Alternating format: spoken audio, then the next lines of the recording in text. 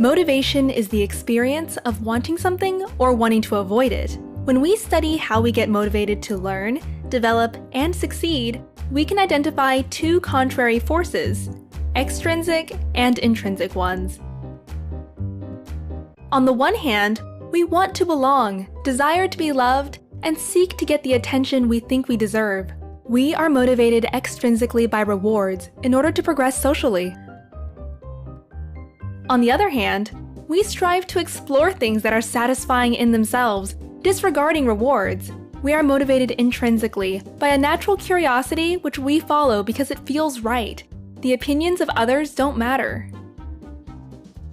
To understand why we probably need a good mix of both, let's imagine two 4-year-old children. Both grow up in families that want only the best for their kids, but have completely opposing views on how to motivate them to succeed. Tom's parents believe that all their boy needs is love. To not undermine his intrinsic interests, they never praise him or use rewards. Eventually, they decide not to give him any feedback at all, fearing it could corrupt his free mind. Over the years, Tom develops an immense capacity to imagine, spending most of his time playing by himself.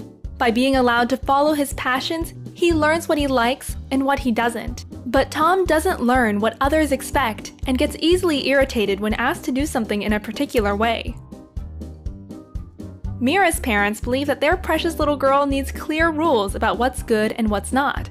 They see it as their duty to help Mira learn by providing precise and actionable feedback on all aspects of her young life.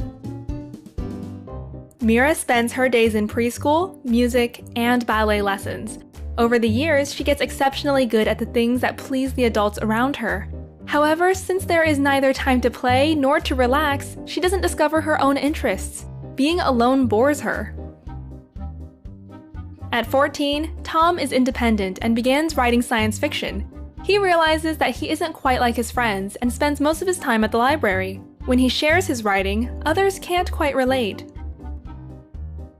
At the same age, Mira is at the top of her class and has plenty of friends and admirers. She knows what is expected of her and makes sure to meet those expectations. Sometimes the pressure becomes unbearable, although that's her secret. By the day he turns 21, Tom has a unique perspective of the world.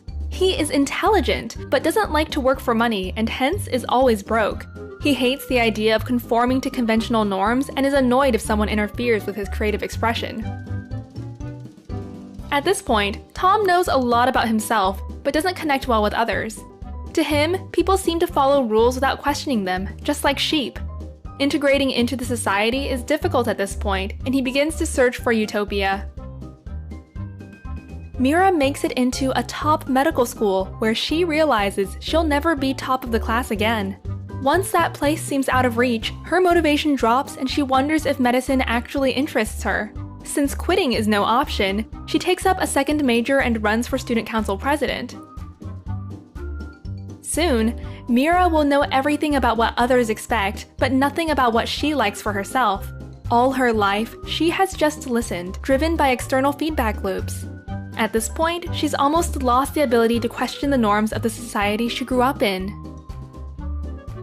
Listening to our heart can tell us who we are, but not how to be happy among others. Listening to others can motivate us to be a part of their world, but doesn't teach us if that world is ours. This is why it's probably good for the two to go together.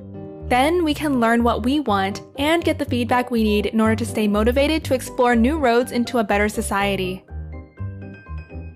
A large body of research shows that balancing the two forces is not straightforward. One meta-analysis of 128 studies examined the effects of extrinsic rewards on intrinsic motivation.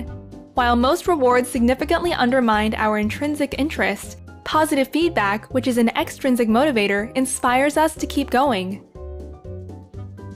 Put simply, honest words of encouragement get us going, while money or gifts undermine our inner drive.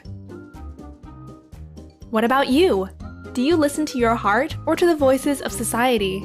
And from your personal experience, which of the two eventually takes your decision? Share your thoughts and check the description to dive deeper into the topic.